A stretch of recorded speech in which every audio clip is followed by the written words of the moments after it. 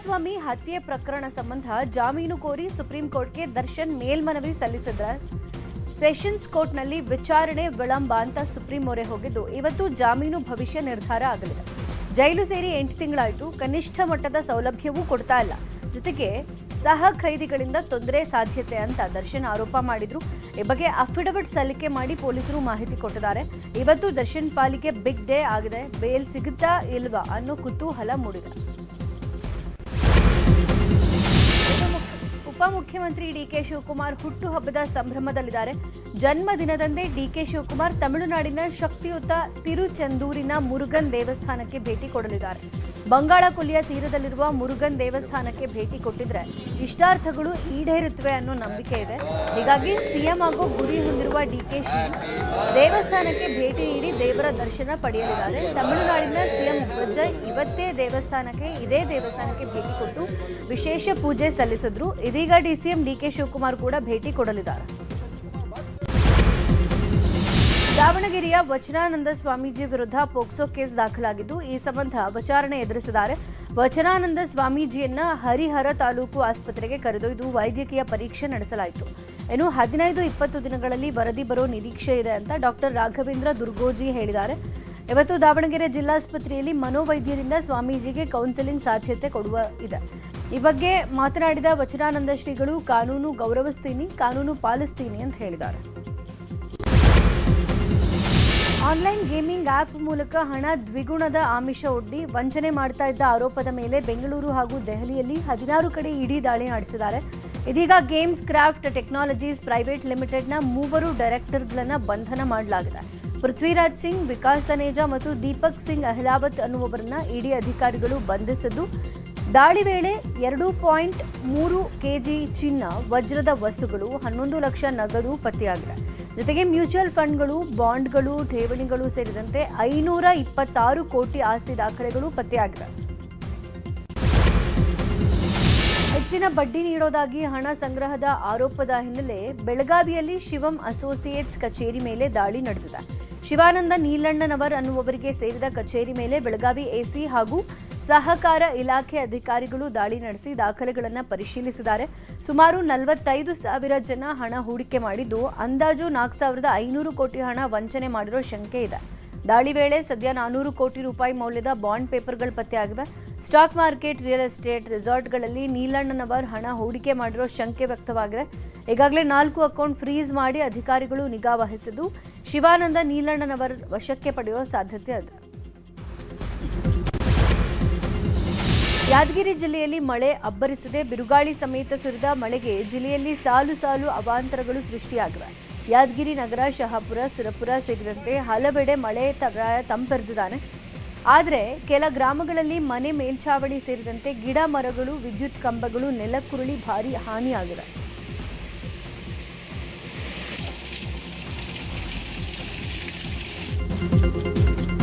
ಶಿವಮೊಗ್ಗ ಜಿಲ್ಲೆಯಲ್ಲಿ ವರುಣನ ಆರ್ಭಟ ಜೋರಾಗಿತ್ತು. ತೀರ್ಥಹಳ್ಳಿಯಲ್ಲಿ ಗುಡುಗು ಸಿಡಿಲು ಸಹಿತ ಭರ್ಜರಿ ಆಲಿಕಲ್ಲು ಮಳೆಯಾಗಿದೆ. ಕುರುವಳ್ಳಿಯ ಬಳಿ ಆಲದ ಮರವೊಂದು ಮನೆಯ ಮೇಲೆ ಬಿದ್ದು ಅಪಾರ ಹಾನಿಯಾಗಿದೆ.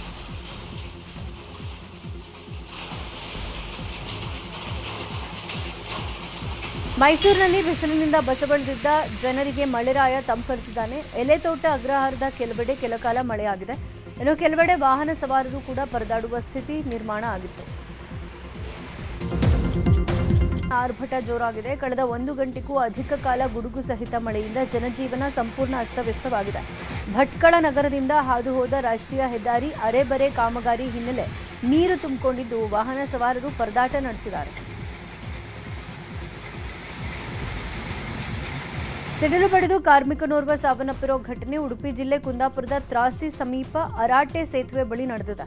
35 ವರ್ಷದ ಅಶುತೋಷ್ ಮೃತ ದುರ್ದೈವಿ. ಲವ್ಜೋತ್ ಸಿಂಗ್ ಗಾಯಗೊಂಡಿದ್ದಾರೆ. ಸರ್ಕಾರಿ ಆಸ್ಪತ್ರೆಗೆ ದಾಖಲಾಗಿದ್ದಾರೆ. ಭಾರೀ ಮಳೆಯಿಂದ ಹಲವಾರು ಪ್ರದೇಶಗಳಲ್ಲಿ ವಿದ್ಯುತ್ ವ್ಯತ್ಯಯ ಉಂಟಾಗಿದೆ. ಹವಾಮಾನ ವೈಪರೀತ್ಯದಿಂದ ಲ್ಯಾಂಡಿಂಗ್ ಆಗೋಕೆ 2 ವಿಮಾನಗಳು ದಕ್ಷಿಣ ಕನ್ನಡ ಜಿಲ್ಲೆಯ ಸುತ್ತ ಹಾರಾಡಿದೆ. ನಿನ್ನೆ ಸಂಜೆ ಮೋಡ ಕವಿದ ವಾತಾವರಣ ಇದ್ದಿದ್ದರಿಂದ ಬೆಂಗಳೂರಿನಿಂದ ಮಂಗಳೂರಿಗೆ ಆಗಮಿಸಿದ್ದ 2 ವಿಮಾನಗಳು ಲ್ಯಾಂಡಿಂಗ್ ಮಾಡೋಕೆ ಸಾಧ್ಯ ಆಗಲಿಲ್ಲ. ಹೀಗಾಗಿ ಕೆಲವು ಆಕಾಶದಲ್ಲಿ ಹಾರಾಟ ನಡೆಸಿದ್ದು ಇದು ಪ್ರಯಾಣಿಕರಲ್ಲಿ ಆತಂಕ ಮೂಡಿಸಿತ್ತು. ಸ್ವಲ್ಪ ಸಮಯ ಆಕಾಶದಲ್ಲಿ ಹಾರಾಡಿ ನಂತರ ಮಂಗಳೂರು ಅಂತಾರಾಷ್ಟ್ರೀಯ ವಿಮಾನ ನಿಲ್ದಾಣದಲ್ಲಿ ಲ್ಯಾಂಡ್ ಆಗಿದೆ. rupees on pay.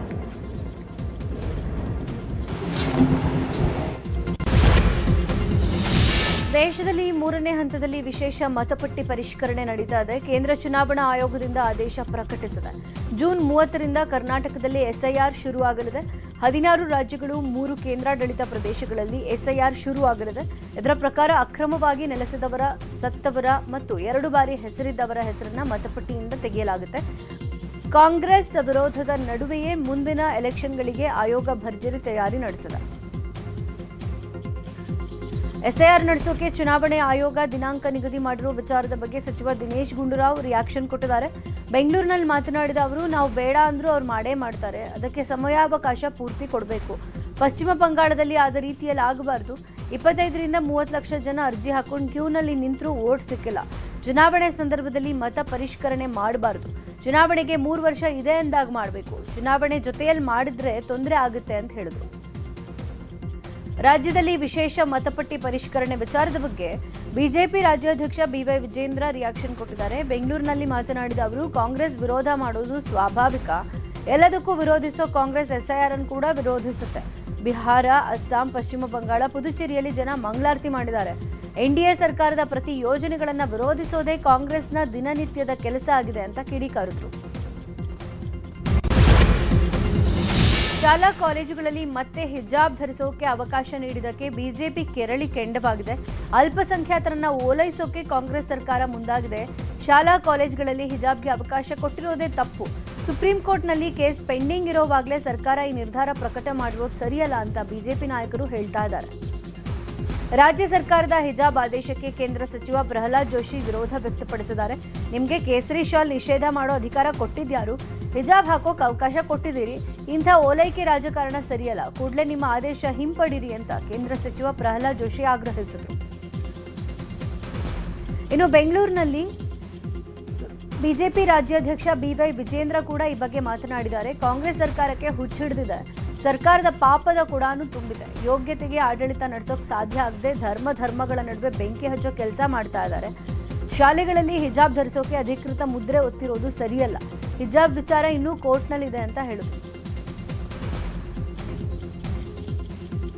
ಹಿಜಾಬ್ಗೆ ಅವಕಾಶ ಕೊಟ್ಟಿರೋ ವಿಚಾರವಾಗಿ ಕೇಂದ್ರ ಸಚಿವ ಎಚ್.ಡಿ. ಕುಮಾರಸ್ವಾಮಿ ಕೂಡ ರಿಯಾಕ್ಷನ್ ಕೊಟ್ಟಿದ್ದಾರೆ. 3 ವರ್ಷದಿಂದ ಕಾಂಗ್ರೆಸ್ನವರು ಏನ್ ಮಾಡ್ತಾ ಇದ್ರು?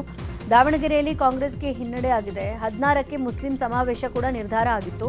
ಅದರಿಂದ ಹೆದರುಕೊಂಡು ಈಗ ಹಿಜಾಬ್ಗೆ ಅನುಮತಿ ಕೊಟ್ಟಿದ್ದಾರೆ. ಒಂದು ವರ್ಗವನ್ನ ಸಮಾಧಾನ ಮಾಡೋದಕ್ಕೆ ಈ ನಿರ್ಧಾರ ತಗೊಂಡಿದ್ದಾರೆ. ಕೋರ್ಟ್ನಲ್ಲಿ ಕೇಸ್ ಇರುವಾಗಲೇ ಸರ್ಕಾರ ಈ ನಿರ್ಧಾರ ಮಾಡಿರೋದು ಹೇಗೋ ಗೊತ್ತಿಲ್ಲ ಅಂತ ಹೇಳಿದ್ರು. ಶಾಲಾ ಕಾಲೇಜುಗಳಲ್ಲಿ ಹಿಜಾಬ್ ಧರಿಸೋಕೆ ಅನುಮತಿ ನೀಡಿರೋದನ್ನ ಸಿಎಂ ಸಿದ್ದರಾಮಯ್ಯ ಸಮರ್ಥಿಸಿಕೊಂಡಿದ್ದಾರೆ. ಯಾವ್ಯಾವ ನಂಬಿಕೆ ಚಾಲ್ತಿಯಲ್ಲಿದೆ ಅದಕ್ಕೆ ಮಾತ್ರ ಅವಕಾಶ ಕೊಟ್ಟಿರೋದು. ಕೇಸರಿ ಶಾಲ್ ಹಾಕೊಂಡು ಶಾಲೆಗೆ ಬರೋ ಹಾಗಿಲ್ಲ. ಜನಿವಾರ, ರುದ್ರಾಕ್ಷಿ, ಶಿವದಾರ, ಹಿಜಾಬ್ ಎಲ್ಲವನ್ನೂ ಹಾಕೊಂಡು ಬರಬಹುದು ಅಂತ ಹೇಳಿದ್ದಾರೆ. ಇನ್ನು ಇದೇ ವಿಚಾರವಾಗಿ ಸಚಿವ ಶಿವಾನಂದ ಪಾಟೀಲ್ ಕೂಡ ರಿಯಾಕ್ಷನ್ ಕೊಟ್ಟಿದ್ದಾರೆ. ಇನ್ನು ರಾಜ್ಯದಲ್ಲಿ ಹಿಜಾಬ್ಗೆ ಅವಕಾಶ ಕೊಟ್ಟ ವಿಚಾರದ ಕುರಿತು ಆರೋಗ್ಯ ಸಚಿವ ದಿನೇಶ್ ಗುಂಡೂರಾವ್ ಪ್ರತಿಕ್ರಿಯಿಸಿದ್ದಾರೆ. ಬಿಜೆಪಿ ಅಲ್ಪಸಂಖ್ಯಾತರನ್ನ ಕಡೆಗಣಿಸ್ತಾ ಇದೆ. ನಾವು ಯಾವುದೇ ಒಂದು ಸಮುದಾಯದ ಪರವಾಗಿಲ್ಲ ಅಂತ ಹೇಳಿದ್ರು.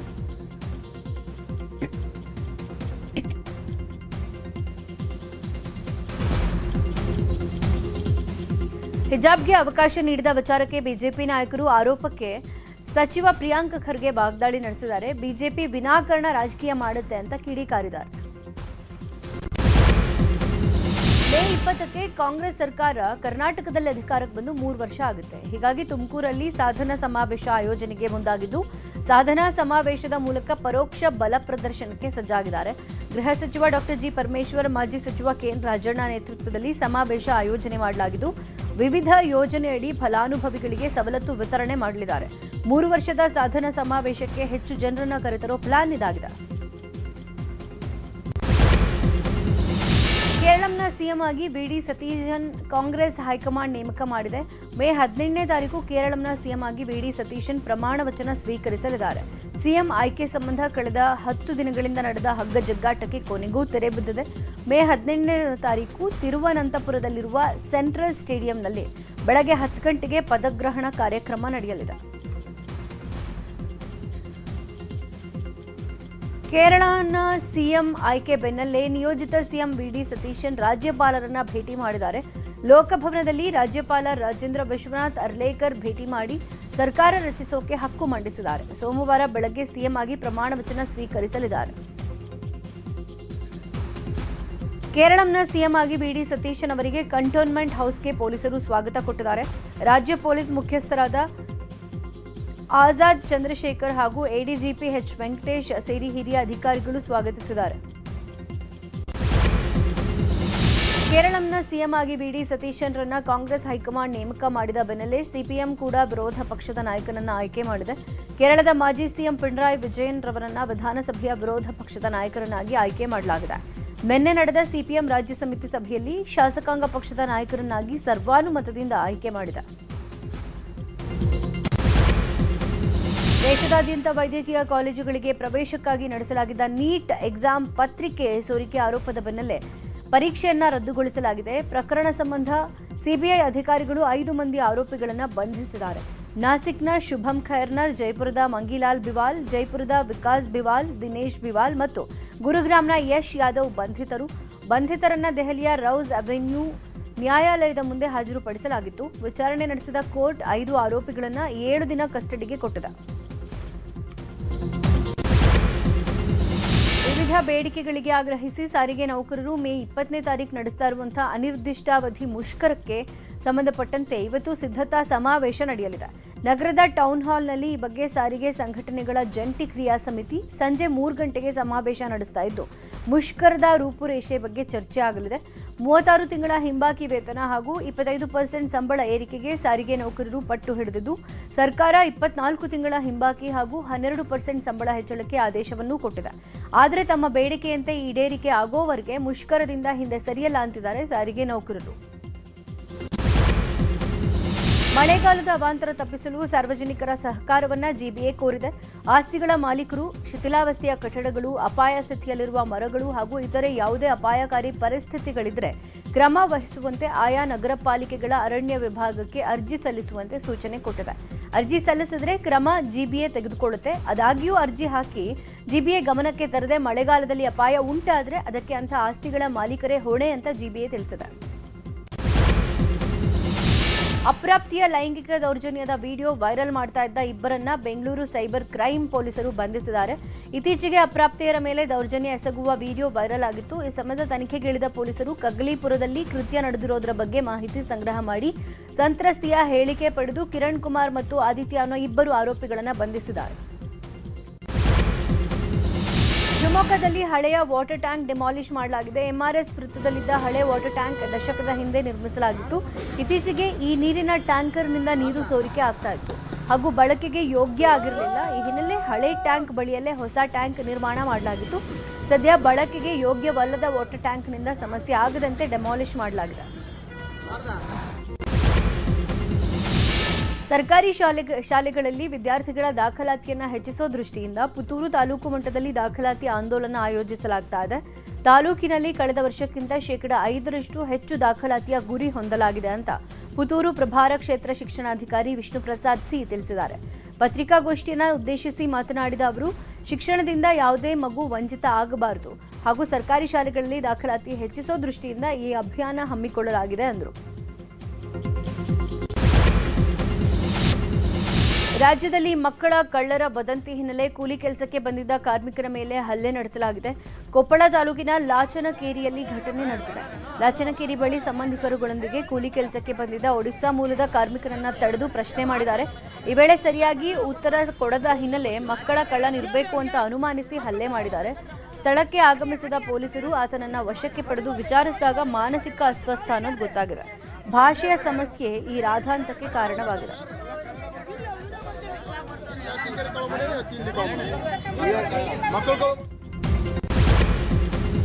ಉತ್ತರ ಕನ್ನಡ ಜಿಲ್ಲೆಯ ಗ್ರಾಮೀಣ ಭಾಗದಲ್ಲಿ ಒಂದೇ ಮಳೆಗೆ ವಿದ್ಯುತ್ ಕಣ್ಣಾಮುಚ್ಚಾಲೆ ಆರಂಭ ಆಗಿದೆ.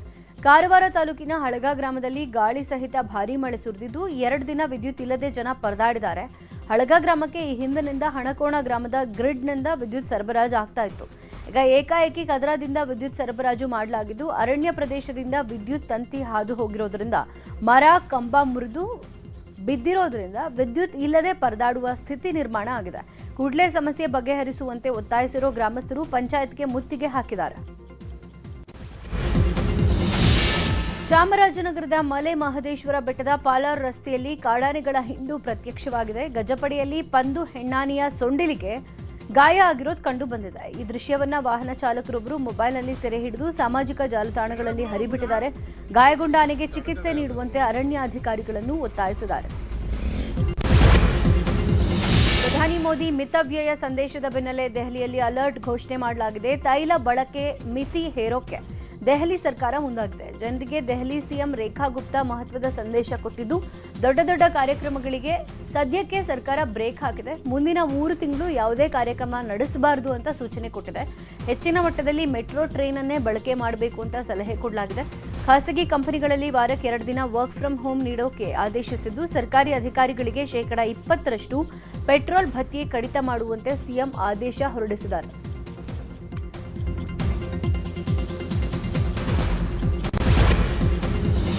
ಇವತ್ತಿನಿಂದ 5 ದಿನಗಳ ಕಾಲ ಪ್ರಧಾನಿ ನರೇಂದ್ರ ಮೋದಿ ವಿದೇಶ ಪ್ರವಾಸ ಕೈಗೊಂಡಿದ್ದಾರೆ. ಭಾರತದ ರಫ್ತು ಮತ್ತು ಹೂಡಿಕೆಗೆ ಜಾಗತಿಕ ಮಟ್ಟದಲ್ಲಿ ಉತ್ತೇಜನ ನೀಡುವ ಉದ್ದೇಶದಿಂದ ಯುಎಇಗೆ ಪ್ರವಾಸ ಕೈಗೊಂಡಿದ್ದಾರೆ.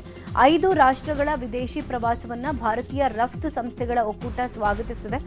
ಪ್ರಧಾನಿ ಮೋದಿ ಪ್ರವಾಸದಲ್ಲಿ ಯುಎಇ, ನೆದರ್ಲ್ಯಾಂಡ್ಸ್, ಸ್ವೀಡನ್, ನಾರ್ವೆ ಮತ್ತು ಇಟಲಿ ದೇಶಗಳಿಗೆ ಭೇಟಿ ಕೊಡಲಿದ್ದು, ಆಯಾ ದೇಶಗಳ ಉನ್ನತ ನಾಯಕರೊಂದಿಗೆ ದ್ವಿಪಕ್ಷೀಯ ಮಾತುಕತೆ ನಡೆಸಲಿದ್ದಾರೆ. 2 ದಿನಗಳ ಚೈನಾ ಪ್ರವಾಸದಲ್ಲಿರುವ ಅಮೆರಿಕ ಅಧ್ಯಕ್ಷ ಟ್ರಂಪ್ ಚೈನಾ ಅಧ್ಯಕ್ಷ ಕ್ಸಿ ಜಿನ್ಪಿಂಗ್ ಜೊತೆ ದ್ವಿಪಕ್ಷೀಯ ಮಾತುಕತೆ ನಡೆಸಿದ್ರು. ಮಾತುಕತೆ ವೇಳೆ ತೈವಾನ್ ಬಿಕ್ಕಟ್ಟಿನ ವಿಚಾರವಾಗಿ ಕ್ಸಿ ಜಿನ್ಪಿಂಗ್ ಪ್ರಸ್ತಾಪ ಮಾಡಿದ್ದಾರೆ. ತೈವಾನ್ಗಾಗಿ ಅಮೆರಿಕ ಮತ್ತು ಚೈನಾ ನಡುವೆ ಯುದ್ಧ ಸಂಭವಿಸುವ ಅಪಾಯದ ಬಗ್ಗೆ ಎಚ್ಚರಿಸಿದ್ದಾರೆ. ತೈವಾನ್ ವಿಷಯದಲ್ಲಿ ಅಮೆರಿಕ ಮೂಗು ತೋರಿಸೋದು ಬೇಡ ಅನ್ನೋದು ಚೈನಾದ ಸ್ಪಷ್ಟ ನಿಲುವಾಗಿದೆ. ಅತ ಹರ್ಮುಜ್ ಜಲಸಂಧಿಯಲ್ಲಿ ಬಿಕ್ಕಟ್ಟು ಮುಂದುವರಿತಾನೇ ಇದೆ. ನಿನ್ನೆ ನಡೆದ ಕಿಂಗ್ಸ್ 11 ಪಂಜಾಬ್ ವಿರುದ್ಧದ ಪಂದ್ಯದಲ್ಲಿ ಮುಂಬೈ ಇಂಡಿಯನ್ಸ್ 6 ವಿಕೆಟ್ಗಳ ಭರ್ಜರಿ ಗೆಲುವು ದಾಖಲಿಸಿದೆ. ಧರ್ಮಶಾಲಾ ಮೈದಾನದಲ್ಲಿ ನಡೆದ ಪಂದ್ಯದಲ್ಲಿ ಟಾಸ್ ಸೋತು ಬ್ಯಾಟಿಂಗ್ ಮಾಡಿದ ಪಂಜಾಬ್ 20 ಓವರ್ಗಳಲ್ಲಿ 8 ವಿಕೆಟ್ ನಷ್ಟಕ್ಕೆ 200 ರನ್ ಗಳಿಸಿತ್ತು. 201 ರನ್ಗಳ ಗುರಿ ಬೆನ್ನತ್ತಿದ ಮುಂಬೈ ತಂಡ 19.5 ಓವರ್ಗಳಲ್ಲಿ 4 ವಿಕೆಟ್ ನಷ್ಟಕ್ಕೆ ಗೆಲುವಿನ ನಗೆ ಬೀರಿದೆ.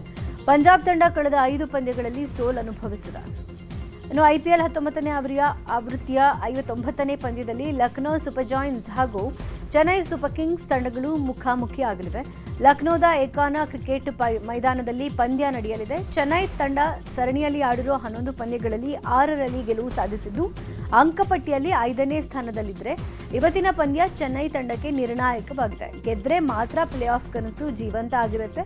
ಇತ್ತ ಲಕ್ನೋ ತಂಡ ಸರಣಿಯಲ್ಲಿ ಆಡಿರುವ 11 ಪಂದ್ಯಗಳಲ್ಲಿ 3ರಲ್ಲಿ ಮಾತ್ರ ಗೆಲುವು ದಾಖಲಿಸಿದ್ದು, ಅಂಕಪಟ್ಟಿಯಲ್ಲಿ ಕೊನೆಯ ಸ್ಥಾನದಲ್ಲಿದೆ. ಈ ಆವೃತ್ತಿಯಿಂದ ಎಲಿಮಿನೇಟ್ ಕೂಡ ಆಗಿದೆ.